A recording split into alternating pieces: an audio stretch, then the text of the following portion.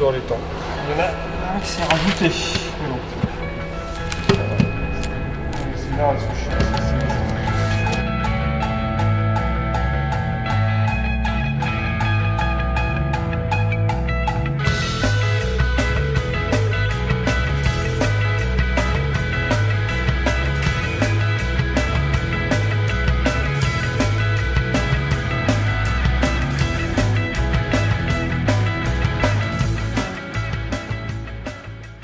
bienvenue, bienvenue dans mon atelier qui est en bordel, et vraiment.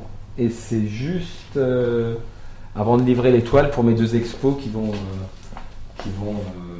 démarrer dans 2 jours là. Donc c'est fini, j'ai plus grand chose à faire et je suis prêt là. Donc ça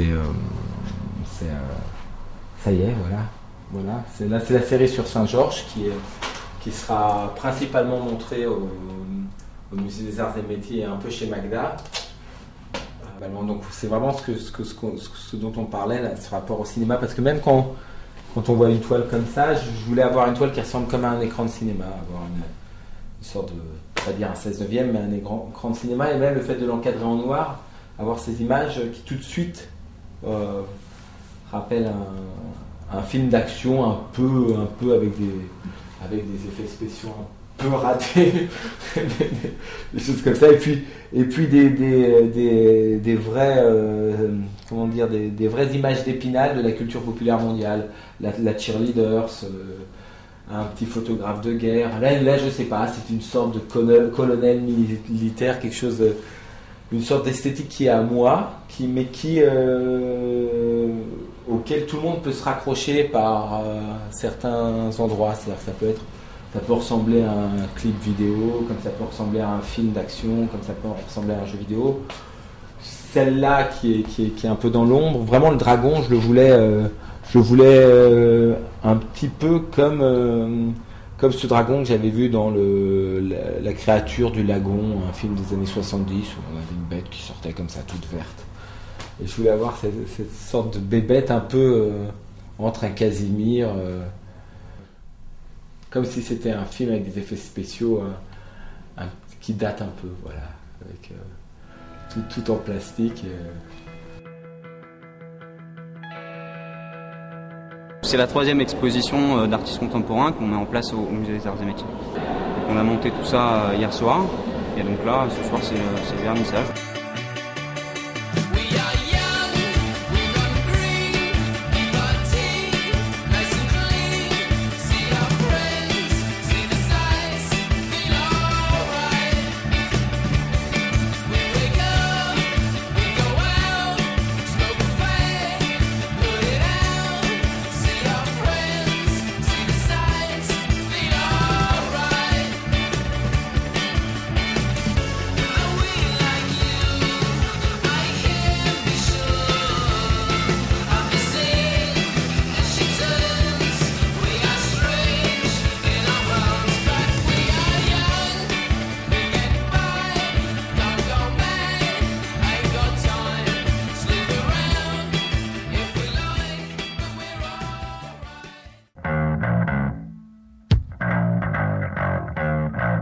Il est vrai que la religion est une de mes thématiques régulières et constantes. Moi, je viens d'ex-Yougoslavie, en fait. Et c'est un pays où on a été meurtri par les guerres religieuses. Et il est vrai que mon premier rapport à la religion, j'ai un grand-père qui est pope, donc je viens d'une famille religieuse.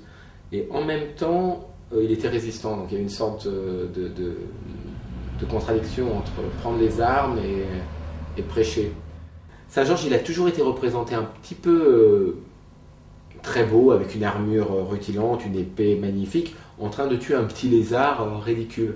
Et finalement, je me suis posé la question de représenter Saint-Georges comme une sorte d'arriéré militaire, en train de trucider avec les armes actuelles une sorte de magnifique bête de la nature, quelque chose qui serait époustouflant. À un moment, j'ai commencé à armer le dragon pour faire un combat plus équitable. Et puis mes bêtes finalement ressemblent pas mal aux bêtes de science-fiction. Et il est vrai que quand je fais une toile, d'abord j'utilise mes amis pour une simple raison. je pense que peindre ses proches amène plus de tendresse dans une œuvre. En tout cas, lui, tout d'un coup, appelle et dit il faut absolument qu'on se voit, je débarque chez toi, mets une robe, je vais faire un tableau.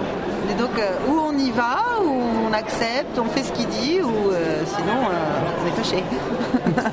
Avant de traiter le mythe de Saint-Georges, j'ai fait une passion. Pendant 1 ou 2 années, j'ai travaillé autour de la passion. J'ai travaillé sur le livre de Judith.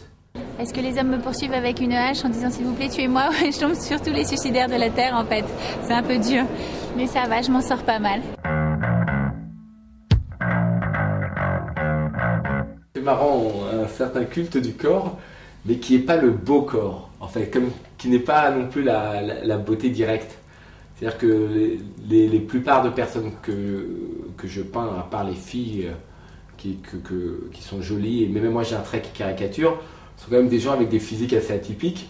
You know, chilling on the beach, minding my own business, and in Hawaii actually, and boom, this dragon appeared. J'y vois une certaine beauté, c'est-à-dire que mes modèles phares comme ce jeune homme qui s'appelle Timur, c'est une sorte de bête de la nature toute poilue, fort, qui doit faire, je sais pas, 100 kilos de muscles et qui a cette sorte de force en lui et d'humour. Je pense qu'en soufflant devant sa gueule, je pense qu'il aurait eu un peu peur. Non, je l'avais pas sur moi. On était parti juste pour profiter un peu de la plage et c'est là où le drame a commencé, quoi. Où Pierre s'est fait manger par le monstre immonde et détestable. Après, on a mangé le monstre. Donc la boucle est bouclée, comme on dit chez nous. Voilà. Then St. George came to rescue me.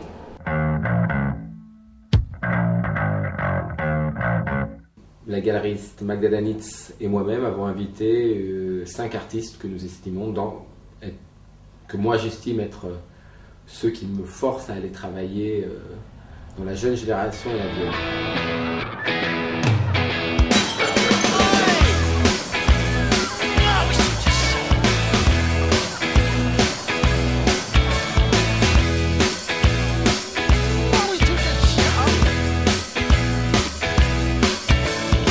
Confidence is a preference for the habitual voyeur of what is known as.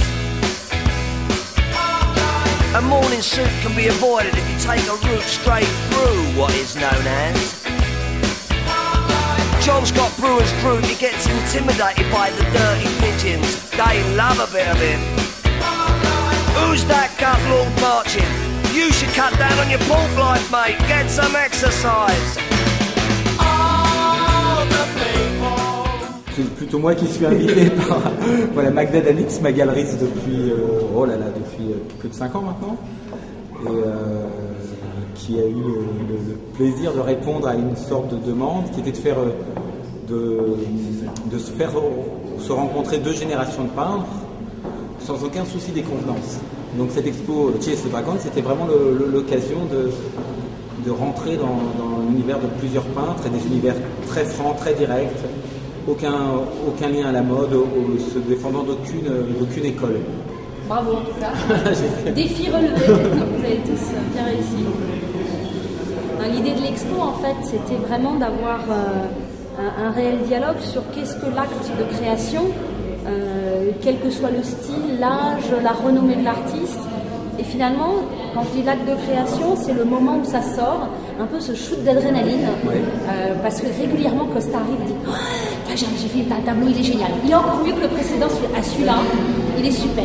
Ah, regarde, j'ai presque fini, il faut que tu viennes. Et c'est ce moment-là que nous, en tant que galeristes, on a le droit de vivre régulièrement. Et c'est super de voir dans l'œil de l'artiste le moment où ça prend forme et on va mettre le point final à une histoire. On va, voilà, ça y est, c'est bon, c'est fait. Donc là, on a vraiment une belle rencontre entre Costa et d'autres artistes qui s'expriment fortement. Ce soir, on accueille donc face à Costa, avec Costa, des artistes comme Peter Saul, Dado, Jérôme Zonder, Axel Parlavi, qui sont tous des artistes qui ont vraiment leur univers, des choses très personnelles, mais tous très forts. Ce qui les réunit, c'est vraiment les tripes. Et ça, c'est agréable à offrir au public, parce que justement, on voit bien dans le regard, quand ils entrent dans la galerie et voient un dragon de Costa, ils se passe quelque chose, c'est art. Et Chase the Dragon est une expression au départ qui est une expression plutôt utilisée entre fumeurs d'opium et qui vient donc des fumeries d'opium présumément à Hong Kong dans les années 20. Et c'est ce moment justement à la recherche du shoot quand on aspire un peu la fumée d'opium. Donc juste le moment avant l'euphorie, la délivrance, et donc peut-être ce moment créatif, mais là c'est l'artiste qui pourra nous le dire. Oui, Léo. Mais c'est exactement ça, c'est prendre de la peinture comme un shoot de drogue. C'est-à-dire que tous ces artistes-là vous balancent un univers au visage. On peut aimer, ne pas aimer, mais on ne peut pas passer à côté. C'est vraiment des choses très très fortes, très dures. Avec moi c'est un peu plus léger, avec Peter Saul c'est psychédélique, sympathique, mais on ne peut pas passer à côté, on ne peut pas dire ouais, bof. C'est la claque et après on réfléchit. Donc c'est le but de cette expo, c'est de montrer des gens, voilà, on s'en fout des convenances, on s'en fout de la mode. Voilà ce que je suis et je vous le balance.